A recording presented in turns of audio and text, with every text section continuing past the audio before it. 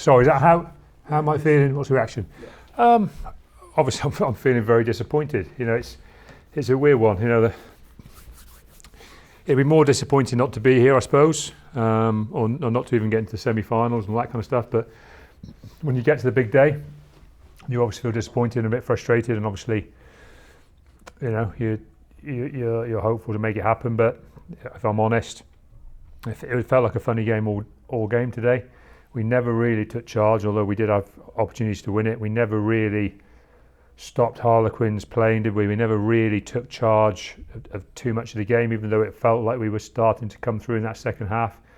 And ultimately, that's hurt us. I think Joe Simmons has summed it up perfectly in the change rooms, where he said we can't just keep going along, going after 20 minutes it'll be okay, after 40 minutes it'll be okay, after 60 minutes it'll be okay, because he felt that's what was going on the pitch, and ultimately we've run out of time at the wrong time, at the wrong stage of the game with us behind, and it did feel that to me. But at the same time, I do think it's really important that, you know, I've stressed this in several other interviews now, fortunately, because we do get back here. Finals day is about the winners. When it's been us, it's been nice to talk about it being us and the things we've achieved through the season. And today, it's Harlequins' day. You know, that bit more emotion, that bit more never say die, that little bit you need that really makes the difference at the end of the day. They had a little bit more than we brought to the table, because, as I said, we had some opportunities to be better than we were. And I hope the players are upset because we weren't at our best today rather than we've lost the game.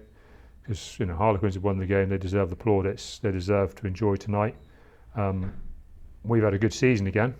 You know, we've finished second in the league, had a good season, had a good semi-final win. We've beaten a lot of good sides in the last 4 or 5 weeks, but on the whole, you guys must have seen it. It's always felt like there was a bit more in us, and we've waited almost. And I think we've got a few players who probably over-managed themselves, thinking that the next week comes and step up a bit more and then step up a bit more. And actually, that's a bit of a bad habit to get into, and that's what it feels like to me. And I could be wrong. I'll have a good chat with the players, but it feels to me like it was always going to be okay. And actually, when you get to the big game, it's not going to be okay. You have to go out and win it. And today, we never went out and won it. You've been favourites for a little while now as one of the best clubs in the country. Is that part of the challenge? It is the challenge. That is the challenge, isn't it? You know, if you look back at any team that's got to finals regularly or won some stuff, they kind of go into these games as guys who've been there and become favourites, and all of a sudden that turnaround happens, and they just don't quite win that game. Like for us, we've come up 2 points short, and we've not quite won the game. So there's nothing drastically wrong with us as a side. You know, we played in a great cup final from a neutral's perspective, come up agonisingly short. So there's not dramatically anything wrong with us. You know, we've come up in the last game of the season in the last few minutes a bit short, and I think that's the challenge. The challenge is how do we stay as a good side? Don't overreact in the wrong way to losing today, but make sure we honestly deal with the things we need to deal with. And I think we will. I think we've got a very honest group of players, and I actually think today is one of those lessons that could potentially move us on to the next level, because we've learned a tough lesson over the last few weeks, and it's been messages I've been trying to say to the players. But I think deep down, if they're honest, I think deep down they think, because it's always been okay before, I think they think it was, this is just Rob, he's just saying it, but it'll be okay. And actually today that's hurt them, and hopefully that's a really important lesson for us to learn, because we've still got plenty of players young enough to be in several more finals, and I hope today is that really valuable lesson that moves you on that bit more.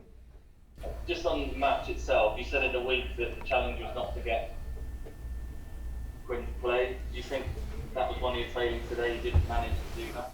Well, without being, they've scored 40 points. That's exactly what's happened. You know, we had our moments where the extra kind of plan, I suppose, was overcoming the Harlequins plan. But listen, they've scored 40 points. I can't sit here and say we were a horrible team to play against today. And that's probably my biggest disappointment. Anytime we got a score, the next thing we did was relatively passive, wasn't it? There wasn't those blocks where we score, we take back control, we make the game about us, then we score again. It never happened in the game. And that's the pattern, that's the key. The key to breaking teams that want to play is how tough you are defensively, how disciplined you are, how hard you're working in that area. we never really got to grips on that. And a lot of that is great credit to Harlequins, staying true to what they did and driving it really hard, and potentially, and I don't mind saying it, probably outworking us in areas that we should have taken charge of. As I said, well done to Harlequins, and it's definitely a learn for us and some of our players. It's like I say, they've learned it in the toughest way possible today.